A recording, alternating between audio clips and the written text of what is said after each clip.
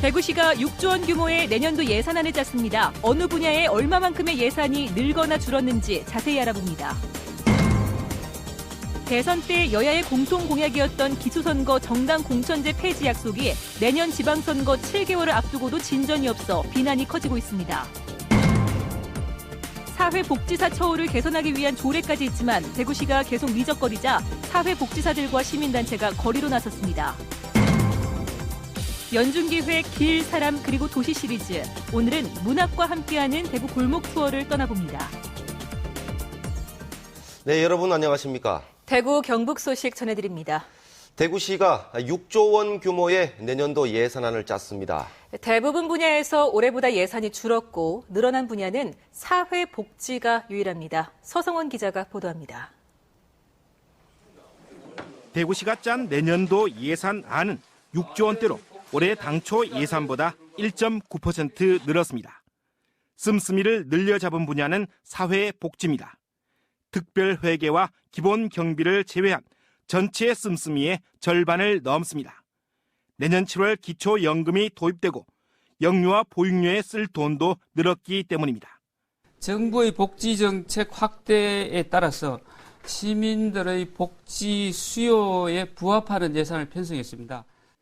들어올 돈이 빤하다 보니 다른 분야의 씀씀이는 대부분 줄였습니다.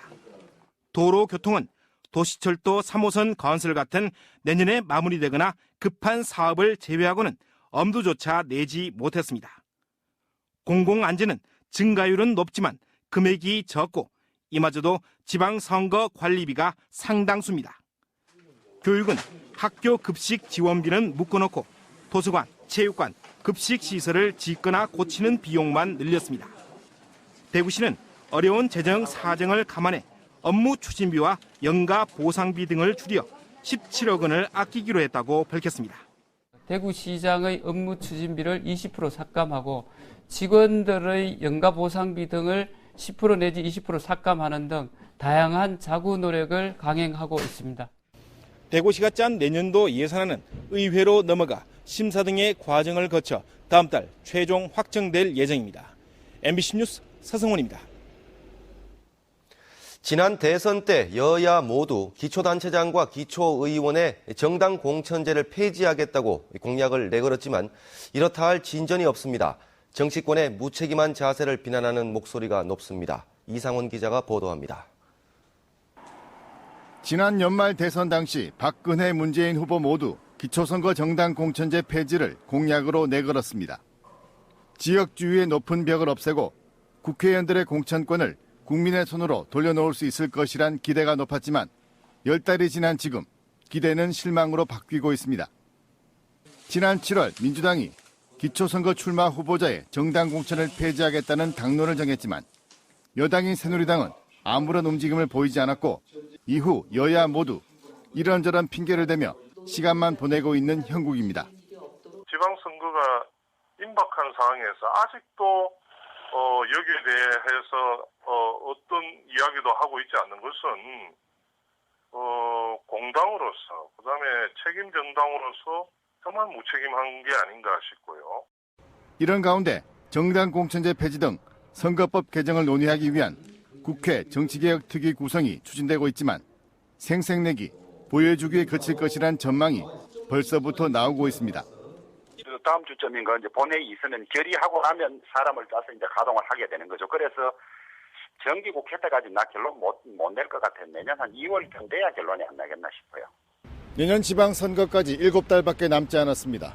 과연 정치권이 기득권을 내려놓고 국민과의 약속을 지킬 것인지 아니면 차일피일 시간만 보내다 결국은 없던 일을 할 것인지 지켜볼 일입니다.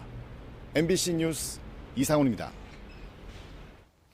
대구경찰청은 수능일인 모레 새벽 6시부터 교통경찰 등 400여 명과 순찰차 등 140여 대의 장비를 동원해 특별 근무에 나서고 대구 시내 28개 지점에 수험생 태워주는 곳을 지정해 교통 편의를 제공할 계획입니다.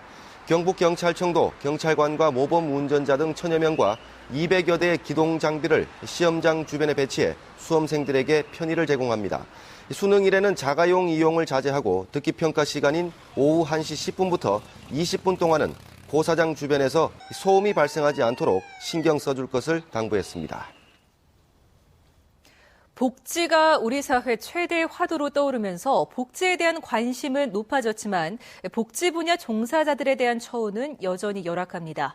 참다 못한 사회복지사들과 시민단체가 거리로 나섰습니다. 양관희 기자가 보도합니다. 경제적 사정 등의 이유로 부모와 헤어진 아이들을 돌보는 공동생활과정 그룹홈. 이곳에서 4살부터 16살까지의 아이 7명을 돌보는 사회복지사 조빈나 씨는 주당 109시간을 일합니다. 올해로 5년째, 그러나 월급은 1년차 때와 같은 135만 원을 받고 있습니다. 그룹홈 같은 경우는 이 양육시설하고 다르게 호봉이 적용되지 않고요. 그리고 각종 수당에 대해서도 적용되지 않는 상태에 있어요. 이 같은 열악한 사회복지사의 처우를 개선해 줄 것을 촉구하는 집회가 열렸습니다. 지방 공무원 수준으로 임금 지원하는 시설이 있는가 하면 호봉과 수당도 못 받는 그런 시설, 따라서 이런 고무줄 같은 지원 체계를 개편할 필요가 있고요. 사회복지사들의 처우를 개선하려면 우선 실태 조사를 해야 하지만 대구시는 지난해 12월에 만든 조례가 있는데도 불구하고 단 한 번도 하지 않았습니다. 지금 현재 저희가 실태 조사를 추진 계획을 세우고 있습니다. 저희가 이제 추천 단계라든지 이런 걸 거쳐가지고 이제 그게 자체 계획을 세워가지고 하려고 추진하고 있습니다. 사회복지사들의 열악한 근무 환경은 결국 취약계층 서민들에게 악영향을 줄 수밖에 없습니다. 이 때문에 서울시는 지난 2011년부터 사회복지사 처우 개선 연구를 하고 있고 내년에는 전체 사회복지사 평균 임금을 사회복지 공무원 급여의 95%까지 올릴 계획입니다. MBC 뉴스 양관입니다.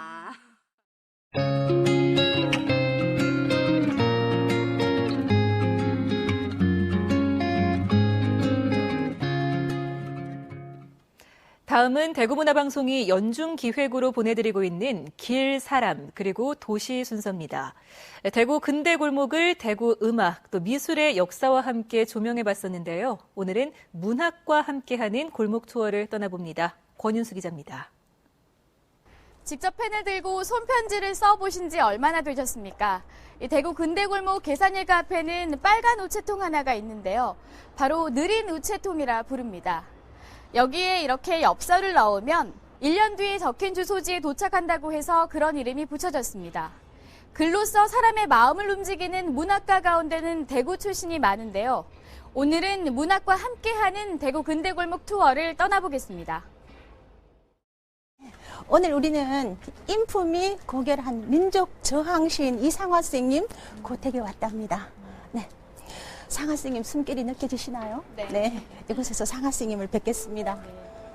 상화 선생님은 서울의 중앙학교에 입학은 하셨는데 일본 교과서로 일본 선생님에게 공부를 해야 되는 그 상황을 못 견뎌하시고 학교를 그만두셨어요. 처절한 시절을 살았던 상화 선생님에게 문학은 아픈 가슴을 어루만져주는 약재 같은 그런 게 아니었던가 싶습니다. 네, 상화 선생님이 1926년에 발표하신 빼앗긴 들에도 봄은 오는가 마지막 기절을 한번 보시면 그러나 지금은 그를 빼앗겨 봄조차 빼앗기겠네 이렇게 끝이 난답니다. 내 곳인데 누가 빼앗아 갔어요.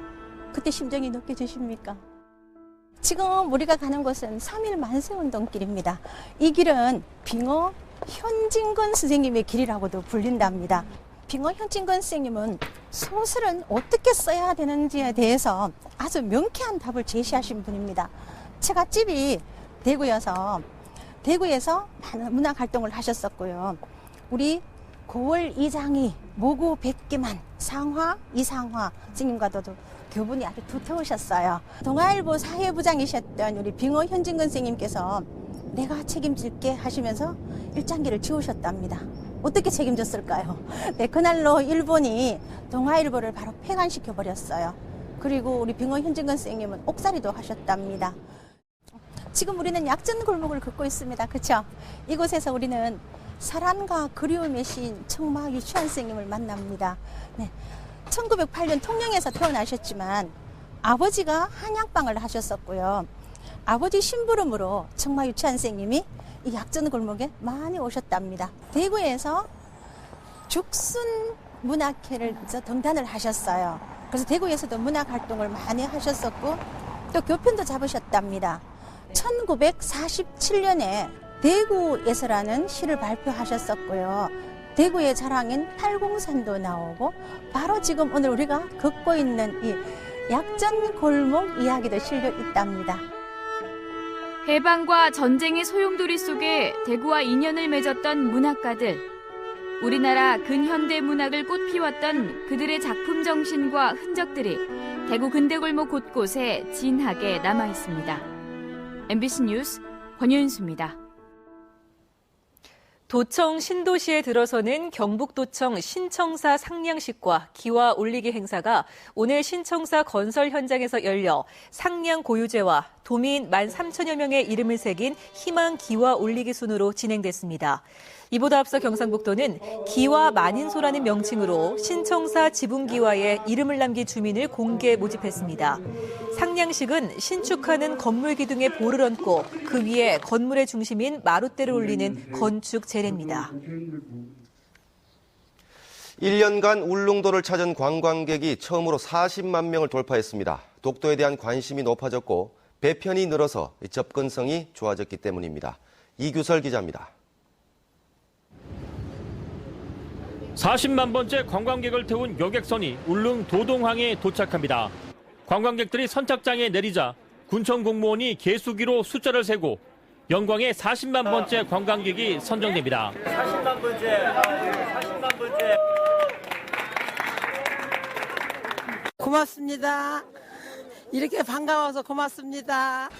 울릉도 관광객은 가파르게 늘고 있습니다. 1996년 연간 20만 명을 넘어선 이래 15년 만인 2011년 30만 명을 돌파했고 불과 2년 만에 관광객 40만 시대를 열었습니다. 관광객이 증가한 가장 큰 원인은 독도에 대한 국민적인 관심 때문. 지난해 20만 5천 명이 독도를 방문했고 올해 4월에는 독도 누적 방문객이 100만 명을 넘어섰습니다. 올해 4월 울릉 사동항과 울진 후포항을 오가는 항로가 개설되는 등 배편이 늘어난 것도 큰 도움이 됐습니다. 특히 울릉도 접근 인프라를 개선하여 지리적 여건의 한계성을 극복하는 데 울릉군이 앞장서도록 하겠습니다. 신비의 섬 울릉도가 독도 특수를 등에 업고 인기 관광지로 입지를 굳히고 있습니다. MBC 뉴스 이규선입니다. 구미시 장애인 복지관 건립을 기념하는 전국 거북이 어울림 마라톤 대회가 구미 시민운동장에서 장애인 종합복지관까지 4km 구간에서 열렸습니다. 장애인 마라톤 국가대표 선수 20여 명과 전문 선수들이 시범 경기를 펼쳤고 일반인 480여 명이 참가해 편안히 걷고 뛰는 거북이 마라톤을 즐겼습니다. 영주에 있는 고려화랑 관장이자 장학재단 이사장인 53살 김동수 씨가 경북에서 처음으로 자신이 죽은 뒤 재산의 30%를 처분해 영주와 봉화에 사는 다문화 가정을 위해 써달라는 취지로 유산 기부를 서약하고 1억 원 이상 고액 기부자들의 모임인 아너소사이어티에도 가입했습니다. 김 관장은 다문화 가정이 우리 사회의 당당한 일원으로 자리 잡을 수 있기를 기대한다고 말했습니다. 제22회 대구시 건축상 시상식이 오늘 대구시청 대회의실에서 열려 주식회사 대륙건설 장진학 대표가 일반 분야 금상을 수상하는 등 대구시 건축위원회의 현장 실사와 본선 심사를 거쳐 선정된 6개 작품이 수상의 영광을 안았습니다. 입상 작품들은 다음 달 18일부터 24일까지 일주일 동안 2013 대구 건축문화연합전에서 전시됩니다. 오늘 오전 11시 반쯤 경산시 와촌면 갓바위 등산로에서 오르막길을 오르던 승용차가 뒤로 밀리면서 뒤에 있던 등산객 6명을 덮쳤습니다. 이 사고로 67살 조모 여인이 숨지고 운전자 배모 여인 등 탑승자 2명과 등산객 5명 등 7명이 다쳐 인근 병원에서 치료를 받고 있습니다. 경찰은 운전자 배 여인을 상대로 정확한 사고 경위를 조사하고 있습니다. 대구지방경찰청은 지난 9월 수배자로부터 금품을 제공받거나 수배자를 정보원으로 활용한 경찰관 5명에게 감봉과 견책, 직권 경고, 주의 등의 징계를 내렸습니다. 대구지방검찰청은 이보다 앞선 지난 1월에 범인 도피 혐의 등으로 구속 기소된 김모 경사를 수사하는 과정에서 A 경사 등 경찰관 5명이 수배자를 정보원으로 활용한 사실을 확인하고 대구경찰청에 이들을 형사 입건하거나 징계하라고 통보했습니다. 경산경찰서는 광역방재기 보조사업자로 선정되자 지난 2007년부터 3년 동안 기계 판매업자와 짜고 국고보조금 지원 서류를 조작해 3억 9,900만 원을 빼돌린 혐의로 54살 서모 씨 등 농민 3명과 기계 판매업자 2명을 형사 입건했습니다. 지난주 고령경찰서도 8,600만 원짜리 광역방재기를 1억 8천만 원이라고 속여 국고보조금 9천여만 원을 빼돌린 혐의로 영농조합 대표 등 2명을 형사 입건했습니다. 다음 달부터 연안산 대게 조업이 재개됨에 따라서 이달 말까지 내륙 지역의 대게 불법 유통 단속이 강화됩니다. 경상북도는 대구와 안동 등 내륙 지역 시장과 음식점을 대상으로 암컷과 어린 대게를 판매하는 행위를 단속하고 홍보 활동도 벌입니다. 또 일선 시군과 해경, 동해 어업관리단과 함께 야간 잠복 근무조를 편성해서 유통 경로를 추적하고 의심되는 운반 차량 검문 검색도 강화합니다. 대구 경북 상장법인의 지난달 시가총액이 1.95% 줄었습니다. 한국거래소 대구사무소가 분석한 자료에 따르면 대구 경북 105개 상장법인의 지난달 시가총액은 47조 3,772억 원으로 전달보다 9,418억 원, 1.95% 줄었습니다. 주식시장이 호조세를 보이고 있는데도 지역 상장사 시가총액이 감소한 것은 포스코와 제일모직 등 비중이 큰 지역사의 주가 하락이 큰 영향을 미쳤기 때문입니다. 지역 투자자의 거래량과 거래 대금은 각각 5.77%, 13.42% 증가했습니다. 경상북도는 지방 하천의 홍수 방어 능력을 높이기 위해서 내년도 하천 재해 예방 사업 등에 4,650억 원을 투자합니다. 경상북도는 본류인 낙동강의 하천 정비로 지류하천 생태 환경이 변경됨에 따라 낙동강 지류하천도 하천 기본계획을 변경 검토해서 보완이 필요하면 중앙정부에 건의할 계획입니다. 앞으로의 하천 사업은 홍수 방어 능력 향상뿐만 아니라 자연 친화적으로 집중 투자할 예정입니다. 대구 경북 소식이었습니다.